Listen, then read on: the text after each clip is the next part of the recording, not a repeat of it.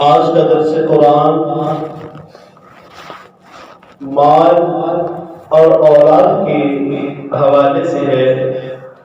اس کے بارے میں ہمیں قرآن جو درس دے رہا ہے وہ یہ ہے، قُلْ إِنَّمَا أَمْوَالُكُمْ وَأَوْلَادُكُمْ فِتْنَةٌ۔ اللہ فرما رہا ہے کہ محبوب آپ فرما دیجئے کہ یہ جو تمہارے پاس مال ہے یا اولاد ہے یہ تمہارے لیے فتنہ ہے۔ مال اور اولاد فتنہ قرار دیا۔ قرآن نے کہا ہے میں اپنے پاس سے نہیں کہہ رہا۔ اب یہ ہمیں تنبیہ کر دی گئی، ہمیں خبردار کر دیا گیا کہ یہ مال اور اولاد فتنہ ہے، لیکن اچھا مال بھی ہے جو مسجد سے اعلان کیا جاتا ہے کہ زیر تعمیر مسجد ہے، اپنا حصہ ملایا جائے، تو ہم اپنا مال و دولت وہ مسجد میں لگا دیتے ہیں، تو پھر یہ مال فتنہ کیسے ہوا؟ بچے حافظ قرآن بھی بن جاتی ہیں، عالم بھی بنتے ہیں، قاری بھی بنتے ہیں، اچھے بچے بھی ہوتے ہیں، نمازی بھی ہوتے ہیں، چھوٹے چھوٹے بچے جیسے قرآن کا درس سننے کے لیے آئے بیٹھے، ہم بھی کبھی بچے تھے۔ تو پھر یہ فتنہ کیوں قرار دیا گیا ہے؟ جو قرآن ہمیں کہہ رہا ہے کہ یہ مال اور اولاد فتنہ ہے، یہ فتنہ تب ہے جب یہ اپنے مقصد سے ہٹیں گے۔ جب مقصد ان کا ٹھیک ہے تو پھر یہ مال فتنہ نہیں، پھر انسان کے لیے آسانیوں کا باعث بن جاتا ہے۔ آج دیکھ رہے ہیں چند باتیں مال کے متعلق اور زیادہ باتیں اولاد کی تربیت کے حوالے سے آج کے درس سے ہمیں انشاءاللہ یہ کچھ سبق سیکھنے کو ملے گا۔ توجہ کے ساتھ بیٹھیں گے، گاڑیوں کا شور بھی بڑا ہے تو انشاءاللہ بات سنیں گے تو سمجھ جائیں گے تو پھر ہم کوشش بھی کریں گے انشاءاللہ کہ اپنے بچوں کی تربیت اس انداز میں کریں۔ اب مال جو ہے ہم دیکھ رہے ہیں کہ ہم خود بھی اس میں شامل ہیں، ہمارا پڑوسی ہے، ہمارے بیٹے ہیں، رشتہ دار ہیں، ہمارے ماں باپ ہے جو محنت مزدوری کرنے والا، آج بندہ اس مال کے پیچھے اتنا مصروف ہو چکا ہے کہ وہ صبح سویرے اٹھ تو جلدی جاتا ہے لیکن نماز فجر کے لیے نہیں، اپنی ڈیوٹی پہ جانے کے لیے۔ وہ اٹھ تو جلدی جاتا ہے، نماز فجر کے لیے نہیں، اپنے بچوں کو سکول چھوڑنے کے لیے۔ وہ اٹھ تو جلدی جاتا ہے، نیکی کا کام کرنے کے لیے نہیں اٹھتا، بلکہ وہ محنت مزدوری کے لیے چلا جاتا ہے۔ کوئی محنت مزدوری کرتا ہے، کوئی اپنا کاروبار ہے، کوئی کسی کے یہاں کوئی جاب کرتا ہے، تو اپنے اپنے روزی کے سبب ہے، روزی کے ذرائع ہیں جو اللہ نے پیدا فرمائے ہم انسانوں کے لیے۔ لیکن انسان کے لیے جو قرآن پاک میں سورہ تکاثر میں فرمایا الہاکم التکاثر حتی زرتم المقابر، اے انسان تو نے مال حاصل کرنے میں اتنا تو غفلت کا شکار ہو چکا ہے، مال حاصل کرتے کرتے اتنا غافل ہو چکا ہے حتی زرتم المقابر کہ تو قبروں تک پہنچ چکا ہے، تجھے پتہ بھی نہیں چلا۔ قبر منظر جو ہے وہ تیرے سامنے ہے، قبر تک تو پہنچ چکا ہے۔ دیکھتے بھی ہیں بچہ چھوٹا ہے، گھر والوں پہ یہ اس پہ ہے کہ ماں باپ اس کو اگر محنت مزدوری پہ لگا دیں یا اس کو پڑھائی کے لیے اس کو پڑھنے کا انتظام کر دیں۔ اگر وہ پڑھائی پہ لگائیں گے تو پڑھ جائے گا، وہ کاروبار سنبھالے گا تو پھر بھی وہ رزق ہی کمانا ہے۔ اگر محنت مزدوری پہ لگا دیں گے تو وہ ایک الگ شعبہ ہے۔ اگر اسی بچے کو ہم کسی مدرسے میں ڈال دیں گے تو پھر تو جناب کیا ہی کہنے۔ ایک بات جو ہے یہ میں اس کا تھوڑا اور بنیاد سے شروع کر لیتی ہیں۔ آج ہمارے بچے روتے ہیں نا کسی لیے کہ بابا ہمیں 10 روپے چاہیے، 20 روپے چاہیے، تو اگر ہم ان کو وہ پیسے نہ دیں گے تو وہ کتنی دیر تک روتے ہیں؟ 1 مہینہ روئیں گے، زیادہ سے زیادہ 10 منٹ رو لیں گے، 20 منٹ رو لیں گے۔ کوئی تھوڑا سا سمجھ والا شعور والا بچہ ہوا تو جس نے ضد کر لی بابا میں نے وہ فلاں میلے میں جانا ہے، میں نے وہ فلاں کام کے لیے جانا ہے، دوستوں کے ساتھ فلم دیکھنے جانا ہے تو الٹا کام، لیکن بچوں کے شوق ہے۔ شروع سے ہی ہم نے تربیت غلط جو کر دی، 100 روپیہ نہ ملا تو وہ کیا کرے گا؟ سارا دن گھر میں نہیں آئے گا، کھانا نہیں کھائے گا، بالآخر اگلے دن واپس آ جائے گا۔ کھانا کھا لے گا، وہ گھر کے معاملات صحیح۔ مثلا اگر اپنے بچوں کو ہم پیسے نہ دیں تو وہ تھوڑا روئیں گے، پیسے نہ دیں تو وہ تھوڑا روئیں گے۔ اگر ہم اپنے بچوں کو علم نہ سکھائیں، علم نہ سکھائیں، وہ پوری زندگی روئیں گے، وہ پوری زندگی روئیں گے۔ پیسے نہ دیں تو تھوڑی دیر روئیں گے، اگر علم نہ سکھائیں پوری زندگی روئیں گے۔ علم نہ سیکھا ہوگا، شروع سے دیہڑی کرتے رہے، محنت مزدوری کرتے رہے، کبھی وہاں دھکے کھائے، کبھی ہوٹل پہ، کبھی جناب کسی کے مکھی ڈالنے چلے گئے، آلو اٹھانے چلے گئے، فلاں جو بھی محنت مزدوری ملتی رہی، زندگی تباہ و برباد ہوتی رہی، بڑے ہو گئے، جوان ہو گئے، شادی ہو گئی، جناب بچوں کا پیٹ جو ہے وہ بھی پالنا ہے، ان کا بھی بوجھ آ گیا، تو اب وہ ساری زندگی رونے کا مقام ہی ہے نا۔ دیکھتا ہوگا کہ میرا ساتھی کبھی میرے ساتھ پہلی دوسری کلاس میں پڑھتا تھا، اس کے ماں باپ نے پڑھا دیا، جناب اچھی اس کی نوکری ہے، جاب ہے، اور وہ مزے میں، اور ہم آج جو ہے محنت مزدوری میں لگے ہیں۔ علم نہ سیکھا تو پوری زندگی رویا۔ اب تیسری بات جو ہے، پیسے نہیں ملے تھوڑا رویا، علم نہیں سکھایا تو پوری زندگی رویا۔ اگر ہم اپنے بچے کو دین نہیں سکھائیں گے، دین نہیں سکھائیں گے، دنیا میں تو وہ روئے گا ہی روئے گا، کل قیامت والے دن آخر میں بھی وہ روتا رہے گا، کل آخر میں بھی وہ روئے گا۔ اس وقت اس کو پتا ہوگا کہ کاش میرے ماں باپ مجھے محنت مزدوری کی طرف نہ ڈالتے، بلکہ وہ کسی مدرسے میں ڈال دیتے، میں بھی قرآن پاک کا حافظ بن جاتا، مجھے بھی کچھ علم حاصل ہو جاتا، تو میں بھی اپنے ماں باپ کی خدمت کر لیتا۔ آج اللہ کی بارگاہ سے جب نیکیاں تقسیم کی جا رہی ہیں، جنت میں جانے کے ٹکٹ بانٹے جا رہے ہیں، اور میں منہ اٹھا کے کھڑا ہوں، اگر میرے ماں باپ اس وقت مجھے دین سکھا دیتے تو وہ دین سیکھا ہوا کبھی نماز پڑھ لیتا، روزہ رکھ لیتا، ماں باپ کے ساتھ اچھی گفتگو کر لیتا، ان کا ادب و احترام کر لیتا، کبھی اپنے سر کو پیشانی کو رب کی بارگاہ میں آ کر جھکا دیتا، کبھی بڑوں کا ادب کرتا۔ نیکی کے ذرائع یعنی جتنی نیکی انسان کرتا چلا جائے گا، ہمارے لیے تو آسانیاں ہیں، اللہ کے پیارے محبوب علیہ الصلوۃ والسلام کا صدقہ نیکیوں کے بہت سارے ذرائع ہمارے پاس موجود ہیں۔ لیکن اگر ہم اپنے بچوں کو دین نہیں سکھائیں گے تو وہ یہاں تو روئیں گے، کل قیامت والے دن بھی روئیں گے۔ اسی لیے آج ہمیں چاہیے کہ اپنے بچوں کو اس انداز میں ان کی تربیت کریں کہ اپنے بچوں کو مال و دولت کی طرف نہ لگائیں۔ جہاں تک ہو رہا ہے، ہم زیادہ سے زیادہ کیا ہے، گھر میں چند دن کا فاقہ ہوگا، چند دن جو ہے وہ پریشانیاں ہوں گی۔ آج ابھی تو ہم دیکھ رہے ہیں نا جناب، دن بدن مہنگائیاں وہ بڑھتی چلی جا رہے ہیں، ہم پھر بھی برداشت کر رہے ہیں نا۔ تو اگر ان بچوں کو ہم اگر اچھے راستے پر لگا دیں گے تو ہم دنیا میں چلے جائیں گے، وہ نماز آ کر پڑھیں گے نا، تو پھر اللہ تعالیٰ ہمیں ان کے نماز پڑھنے کا ثواب ہمیں قبر میں بھی عطا فرمائے گا۔ ہم دنیا سے پھر چلے جائیں گے، لیکن ان بچوں کی ہوئی نیکیاں وہ پھر ہمارے کھاتے میں بھی آتی رہیں گی۔ الہاکم التکاثر حتی زرتم المقابر، انسان تو مال کی طلب میں اتنا غافل ہو چکا ہے، حتی زرتم المقابر، کہ تو قبروں تک پہنچ چکا ہے، لیکن تجھے ہوش ہی نہیں ہے کہ میں کیا کر بیٹھا، کیا کھویا، کیا پایا۔ تو اسی لیے اپنے بچوں کی تربیت اس انداز میں کریں۔ اور اگر یہ مال جمع کرتے رہے، مال فتنہ کب ہے؟ جب غلط ذرائع سے کمایا ہوا مال ہم جمع کرتے رہیں گے تو پھر تو ہمارے لیے فتنہ ہے، کیونکہ پوچھا جائے گا بھائی مال کہاں سے کمایا، کہاں خرچ کیا، اس کے بارے میں سوال کیا جائے گا۔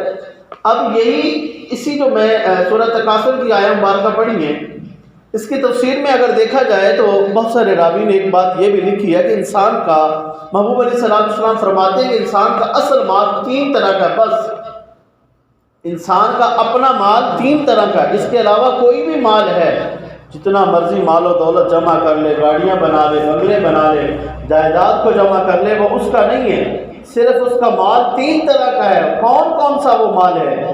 وہ مال اس کا وہ جو اس نے کھایا، کھا کر ہضم کر دیا، وہی اس کا کام آیا مال۔ نمبر 2 پہ اس کا مال وہ والا ہے جو اس نے اپنے جسم پر کپڑوں کی صورت میں پہن لیا، جس کو پہنا اور پہن کر بوسیدہ کر دیا۔ یہ دو طرح کے مال ہو گئے۔ نمبر 3 پہ جو مال ہے وہ یہ ہے کہ اس انسان نے اپنے اس مال میں سے اللہ کی راہ میں کچھ خرچ کر دیا ہو۔ تو محبوب علیہ الصلوۃ والسلام فرماتے ہیں کہ اس مال میں 3 طرح کے جو مال یہ بتائے گئے ہیں، ایک مال اس نے کھایا، ہضم کر دیا، پہنا، بسیدہ کر دیا۔ تیسرا مال یہ کہ اس نے اللہ کی راہ میں خرچ کیا۔ محبوب فرماتے ہیں کہ ان 3 طرح کے مالوں میں سے یہ تیسرا مال انسان کے لیے بہتر ایک مال ہے جو اس نے اللہ کی راہ میں خرچ کر دیا۔ تو یہ مال تب تک فتنہ ہے جب تک یہ اپنے مقصد کی طرف نہیں لوٹے گا۔ اگر یہ مال ہم نے جو کمایا ہے اچھے طریقے سے کمائیں، حلال طیب رزق اس کو کمائیں، حلال سمجھ کر کمائیں، تو پھر جو حلال کمانے والا القاسم و حبیب اللہ، حلال رزق کمانے والا، محنت مزدوری کرنے والا اللہ کا دوست ہے، اللہ کا دوست ہے۔ تو اب مال تو رزق ہے، حلال ہے۔ اب مرغی حلال ہے کہ حرام؟ حلال ہے نا۔ اگر چوری کر کے آ گئی تو حرام ہو گئی، ایسے ہی نا۔ اب مال و دولت ہمارے پاس ہے، حلال ہے، کسی سے چھین کر کھائیں گے، چوری کر لی، ڈاکہ مار دیا جناب، گولی ماری اور چند ہزار روپے لے اور اگلے کا کھاتا خراب کر دیا، تو پھر یہ تو مال حرام ہو گیا نا۔ مال حلال ہوتا ہے، ہمارے ذرائع اسباب جو ہیں وہ حرام کی صورت میں مال ہم اس کو حرام کر بیٹھتے ہیں۔ اور یہ بھی بات میری آج یاد رکھ لیں کہ ہمارے حصے میں جو مال لکھا جا چکا ہے ہمیں وہی ملنا ہے۔ اس کے علاوہ ہمیں مال اور زیادہ رب کی بارگاہ سے ایک صورت میں ملے گا، جب ہم اللہ کی راہ میں خرچ کریں گے۔ جب خرچ کریں گے تو پھر مال ہمارا بڑھایا جائے گا۔ اللہ کی راہ میں اس میں برکت پیدا ہوتی ہے۔ مال خرچ کرنے سے انسان کی عمر میں بھی برکت پیدا ہوتی ہے، انسان کی زندگی بڑھا دی جاتی ہے، انسان کا رزق اور بڑھا دیا جاتا ہے صرف مال خرچ کرنے کی وجہ سے۔ یہی ایک طریقہ ہے کہ مال کو بڑھا لیا جائے، ورنہ جو کھاتے میں لکھ دیا وہی ہے، چاہے ہم اس کو حلال طریقے سے کما کر کھا لیں، چاہے ہم کسی سے چھین کر کھا لیں، چاہے ہم چوری کر کے کھا لیں، جس طریقے سے بھی آپ اس مال کو لے لیں، ملنا اور صرف ہمارے حصے میں وہی ہے جو ہم نے کھایا، کھا کے ہضم کر، جو ہم نے پہنا، پہن کر بسیدہ کر دیا۔ اور تیسرا مال یہ اچھا مال جو ہم نے اللہ کے راہ میں خرچ کر دیا، مسجد میں دیا، مدرسے میں دیا، کسی غریب کا بھلا کر دیا۔ تو محبوب فرماتے ہیں کہ ان ساری چیزوں میں، سارے مالوں میں بہترین مال یہ ہے جو اللہ کے راہ میں اس نے صدقہ کر دیا۔ مکان بنا رہ گیا، پیچھے آپ نے بینک بیلنس چھوڑ دیا، گاڑی چھوڑ دی، جانور ہے، کوئی بھی چیز ہے، مال و دولت پڑا ہے، مرنے والا مر گیا، اب یہ مال اس کی اولاد ناچنے والوں پر پھینکے گی، یا جوئے میں اس نے مال کو خرچ کر دینا ہے، یا کسی اور غلط کاریوں میں اس مال کو خرچ کر دینا ہے، تو پھر یہ مال اس مرنے والے کے لیے فتنہ بن جائے گا۔ یہ ہے مال فتنہ۔ اولاد فتنہ کب ہے؟ جب اولاد جوا کھیلنے لگ جائے گی، جب غلط کام کرنے لگ جائے گی، جب اولاد نماز نہیں پڑھے گی، جب اولاد صبح نکلے گی گھر سے اور جناب شام کو واپس آئے گی، باپ کو پتہ نہیں کہ اولاد کہاں گئی ہے۔ یہ اولاد تب فتنہ بنے گی جب بوڑھا باپ اپنے بیٹے کو کہتا ہے کہ بیٹا یہ مجھے تیری ضرورت ہے، کچھ کام کے لیے جانا ہے، مجھے کچھ پیسے چاہیے، تو پھر جب اپنے باپ کو سامنے کھڑا ہو کے آنکھیں دکھائے گا نا، تو پھر یہ اولاد ہمارے لیے فتنہ بنتی ہے۔ تو آج ہمارے پاس وقت ہے، اولاد بھی ہے، تو اس کی تربیت اس انداز میں کرے کہ وہ مال اور اولاد ہمارے لیے فتنہ نہ بنے، اس مال کو اس جگہ پہ خرچ کریں، ایسے طریقے سے اس کو کما لیں کہ یہ مال ہمارے لیے نہ دنیا میں فتنہ بنے، نہ قبر میں فتنہ بنے، نہ آخرت میں ہمارے لیے فتنہ بنے۔ اگر ہم اس کو اچھے طریقے سے کمائیں گے، بچوں کی تربیت اچھے طریقے سے کریں گے، تو پھر یہ اولاد، یہ مال ہمارے لیے دنیا میں بھی فائدہ دے گا، جب قبر میں جائیں گے تو پیچھے مال کو خرچ ہوا ہوگا، مسجد بنائی ہوگی، مسجد وہ جب تک رہے گی ہمیں قبر میں اس کا فائدہ ملتا رہے گا۔ پھر مال فتنہ تو نہیں رہے گا نا، اچھا مال ہو جائے گا۔ پھر کسی مدرسے میں دے دیا، کسی مسجد بنا دی، سایہ دار جگہ کا انتظام کر دیا، پانی کا کہیں نلکے کی ضرورت ہے نلکا لگوا دیا، کسی غریب کی بیٹی کی شادی میں کر دیا، کسی عالم دین کو کچھ کتابیں لے کر دے دی، تو جب تک وہ عالم دین کتابیں پڑھتا رہے گا، اس میں سے دیکھ کر مسائل بیان کرتا رہے گا، تو وہ تو کتابیں ختم نہیں ہونے والی۔ وہ جب مسئلہ کوئی سنے گا، سن کر اس پر عمل کرے گا، وہ پتہ نہیں بات کہاں سے پھر کہاں نکل جائے گی، لیکن اس مرنے والے کو اس کا ثواب ملتا رہے گا۔ کتنا فائدہ ہوگا۔ پھر یہ مال فتنہ نہیں رہے گا، پھر یہ مال ہمارے لیے آسانیوں کا سبب بن جائے گا۔ اسی طرح اولاد کی تربیت اچھی ہوگی، اولاد نماز پڑھے گی ثواب ہمیں ملے گا، اولاد درود پاک پڑھے گی ثواب ہمیں ملے گا، اولاد کو بھی ثواب ملے گا، یہ نہیں کہ اس کو ثواب نہیں ملے گا۔ تو قبر میں ہم پہنچیں گے کل قیامت والے دن، جب بلایا جائے گا کہ فلاں بن فلاں۔ آج ایک درود پاک ایک عبادت ہے نا، ہم نے بہت دفعہ سنا ہے کہ درود پاک جمعرات اور جمعے اور جمعرات کی درمیانی رات کو جو پڑھا جاتا ہے، محبوب علیہ الصلوۃ والسلام کے بارگاہ میں وہ ایک سنہری تھال میں پیش کیا جاتا ہے، محبوب یہ فلاں بن فلاں فلاں کے بیٹے نے یہ محبوب آپ کے لیے درود پاک بھیجا ہے۔ تو کل اسی طرح لوگ پکارے جائیں گے، تو کل ساری کائنات کھڑی ہوگی، سارے لوگ کھڑے ہوں گے، جتنی بھی امتیں آئی ہیں 1,24,000 کم و بیش پیغمبر ہیں، سارے نبیوں کی ساری امتیں وہاں ہوں گی، سارے نبی وہاں ہوں گے، سارے لوگ کتب غوث ابدال مجدد محدث مفکر سب موجود ہوں گے۔ تو پھر اس کے سامنے جب بلایا جائے گا کہ فلاں بن فلاں آ جائے، یہ حافظ قرآن ہے، اس کے ماں باپ کو نورانی تاج پہنایا جا رہا ہوگا، اس کے ماں باپ کو نورانی جبے پہنائے جا رہے ہوں گے، تو پھر لوگ یہی پوچھیں گے یار یہ کون ہے، یہ نبی ہے، یہ کون سے ولی ہیں جن کے ماں باپ کو یہ نورانی تاج پہنائے جا رہے ہیں، نورانی جوڑے پہنائے جا رہے ہیں، جن کی روشنی کتنی ہوگی، یہ سورج کی روشنی بھی کم پڑ جائے گی، ایسی روشنی اس کی ہوگی۔ تو پھر دیکھیں بھلا کتنی گرو کی بات ہوگی کہ جناب ساری کائنات کے سامنے آج ہم کسی 4 آدمیوں میں اگر ہمیں کوئی اوے کر کے پکار لے تو ہماری کتنی بے عزتی کا محسوس ہوتی ہے، جب سارے لوگوں کے سامنے اتنی اللہ کی طرف سے وہ مالک جو ہم پر رحمتیں برساتا ہے، کرم نوازیاں فرماتا ہے، جب وہ کرم کرے گا تو پھر کتنے وارے نیارے ہو جائیں گے۔ تو آج ہمارے پاس موقع ہے، اپنے بچوں کو اس لائن پہ لگائیں کہ وہ ہمارے لیے بچے، مال اور اولاد ہمارا فتنہ نہ بنے، ہمارے لیے زندگی جو ہے اس کا سبب بنے، اچھے طریقے سے بنے۔ محبوب علیہ الصلوۃ والسلام کے پیارے غلام حضرت بابا فرید الدین مسعود گنج شکر رحمۃ اللہ تعالی علیہ، سنتے ہیں نا ان کی ماں نے بھی کہا تھا کہ نماز پڑھا کرو بیٹا فرید شکر ملے گی، تو ماں نے لگایا نا نماز پہ، تو آج فرید بنے کہ نہیں بنے؟ بابا فرید الدین مسعود گنج شکر رحمۃ اللہ تعالی علیہ اپنی ماں کو کہتے ہیں امی جان بڑی خوشی کی بات ہے، آپ کی دعاؤں سے شکر ہے اللہ کا کہ آج تک میری نماز تہجد بھی قضا نہیں ہوئی ہے، نماز تہجد وہ بھی قضا نہیں ہوئی ہے۔ ماں نے کہا بیٹا بڑی خوشی کی بات ہے، لیکن تو جانتی نہیں کہ اس میں کمال تیرا نہیں، کمال میرا کمال ہے۔ اماں وہ کیسے آپ کا کمال ہے؟ فرید الدین مسعود گنج شکر رحمۃ اللہ تعالی علیہ، آپ کی والدہ ماجدہ کہتی ہے فرید جب تو دودھ پیتا تھا نا تو تیری ماں نے بغیر وضو کے کبھی تجھے دودھ ہی نہیں پلایا تھا، بغیر وضو کے کبھی دودھ ہی نہیں پلایا تھا، جب بھی تجھے دودھ پلانا ہوتا تو میں وضو کر لیا کرتی تھی، تو اس ماں نے دودھ بغیر وضو کے نہیں پلایا تو آج فرید بن گئے نا۔ غوث اعظم جس کا مہینہ یہ بڑی 11ویں کا نام شروع ہے، یہ بھی واقعہ ہم نے کتابوں میں پڑھا ہے کہ جب آپ بھیجنے لگی قافلے کے ساتھ تو کہا بیٹا جھوٹ نہیں بولنا، جھوٹ نہیں بولنا۔ وہ 40 دینار کرتے میں سی دیے، ڈاکو کو کہا کہ جناب میرے پاس ہیں، وہ کہتے کہاں ہیں؟ جی میرے پاس ہیں۔ سردار کے پاس لے جاتے ہیں، دیکھتے ہیں جناب کہاں یہاں جگہ سلے ہوئے ہیں، نکال کر دکھائے، یار تو چھوٹا سا بچہ ہے، تجھے تو پیسوں کی ضرورت ہے، لالچ ہے، پیار ہے، تو پھر تو کہتا ہے کہ نہیں جی سارا کچھ ٹھیک ہے، لیکن مجھے میری ماں نے کہا تھا کہ جھوٹ نہیں بولنا، جھوٹ نہیں بولنا۔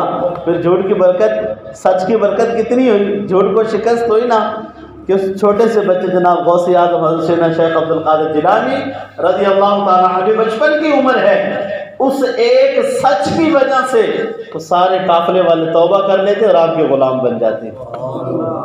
ماں عظیم تھی تو کہ بچوں کی تربیت کی نا۔ آج ہم اگر اپنے ایک بیٹے کی تربیت کریں گے تو وہ صرف اور صرف اپنے خاندان کو اچھا کر سکتا ہے، وہ اپنے خاندان کی معاملات میں دیکھ بھال میں ٹھیک کر سکتا ہے۔ اگر ہم ایک بیٹی کی تربیت اچھی کریں گے تو بیٹی وہ ایک نسل نہیں، ایک خاندان نہیں، بلکہ وہ اس سے پیدا ہونے والے آگے سارے خاندانوں کو سنوار دے گی، کیونکہ ایک ماں عظیم ہو نا، ایک ماں اچھی ہو تو اس سے پیدا ہونے والی ساری اولاد کو وہ اچھا بنا دیتی ہے۔ اب اس سے جو بیٹی پیدا ہوگی، وہ ماں اگر نیک ہے، سیرت ہے، خوبصورت ہے تو وہ اپنی بیٹی کی تربیت بھی اس انداز میں کرے گی۔ وہ بیٹی کی تربیت اچھی ہے تو وہ اپنے بچوں کی تربیت اچھی کرے گی، تو پھر وہ اس کی اچھی کرے گی۔ تو اسی لیے اگر بیٹی کی تربیت اس انداز میں کی جائے تو پھر وہ نسلیں سنوار دے گی۔ اگر بیٹا ہے تو پھر وہ صرف اور صرف اپنی اس ایک فیملی اور اپنے ان خاندان کے لوگوں کا تعلق جو ہے نا وہ ٹھیک کر سکتا ہے۔ اسی لیے ہمارا بچہ ہو یا بچی ہو، اس کی تربیت اس انداز میں کی جائے کہ وہ دنیا میں بھی رہیں یا قبر میں چلے جائیں یا آخرت میں چلے جائیں، ہمیشہ وہ اپنے ماں باپ کا نام ہی روشن کرتے چلے جائیں۔ ایک بڑا ہی مشہور سائنسدان تھامس ایڈیسن ایلوا اس کا نام ہے، اپنی صدی کا مشہور زمانہ سائنسدان ہے۔ وہ اسکول میں جاتا ہے اور اسکول میں بیماری کی وجہ سے، اس کو بولنے کی وجہ سے بڑی پریشانی ہوتی ہے، بولنا اس کو دشواری محسوس ہوتا ہے، کہنے کی زبان میں لکنت آ گئی، بولے گا تو وہ اٹک جائے گا، یا جس وجہ سے بولنا اس کے لیے بڑا مشکل ہو گیا۔ تو اسکول والوں نے ایک خط لکھا، ایک لیٹر لکھا اور لکھ کر کہا کہ یہ اپنی ماں کے پاس لے کر چلے جاؤ۔ جب وہ خط لے کر اپنی ماں کے پاس آتا ہے تو ابھی بچہ ہے، اس کو کیا پتا پہلی دوسری کلاس ہے کہ کیا لکھا ہے کیا نہیں۔ اپنی ماں کو جب وہ خط دیا نا تو ماں نے خط پڑھا، پڑھنے کے بعد ماں کی آنکھوں سے آنسو جاری ہو گئے۔ وہ بیٹا پوچھتا ہے ماں اس میں کیا لکھا ہے؟ جلدی سے آنسو صاف کیے کہا بیٹا تیرے اسکول والوں نے یہ لکھ بھیجا ہے کہ تمہارا بیٹا بڑا ذہین ہے، یہ بڑا ذہین ہے، یہ اسکول اس کے لیے چھوٹا ہے، اس کو کسی بڑے اسکول میں ڈالا جائے، اس کی تربیت اچھے طریقے سے کی جائے۔ تو ماں نے یہ الفاظ بولے اور اس کو پھر کسی اسکول میں نہیں ڈالا، اس کی تربیت کرنا اس ماں نے خود شروع کر دیا۔ ماں نے تربیت خود شروع کی، اس طرح سے تربیت کی، اس طرح سے اس کو سمجھایا، بہلایا، بسلایا کہ وہ جب پڑھتا اور ترقی بترقی اور کرتا ہوا جب اپنی منزل تک پہنچا ہے کہ وہ سائنسدان بن گیا، اور سائنسدان بھی اپنی صدی کا ٹاپ کا وہ سائنسدان بنا، مشہور زمانہ سائنسدان بنا۔ جب بنتا ہے نا تو پھر ایک دن اس کو یاد آیا کہ چلو یار آج اپنے پرانے کاغذات کو دیکھا جائے۔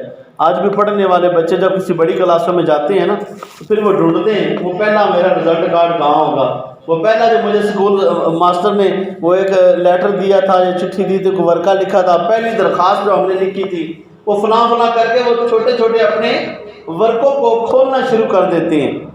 تو پھر وہ جب سائنسدان نے اپنے ان ورقوں کو کھنگالا، اپنے وہ پرانی پہلی کتاب پہلی کلاس کے اس چیزوں کو دیکھا نا، اس کے اندر وہ لیٹر بھی موجود تھا جو اسکول کی طرف سے آیا تھا۔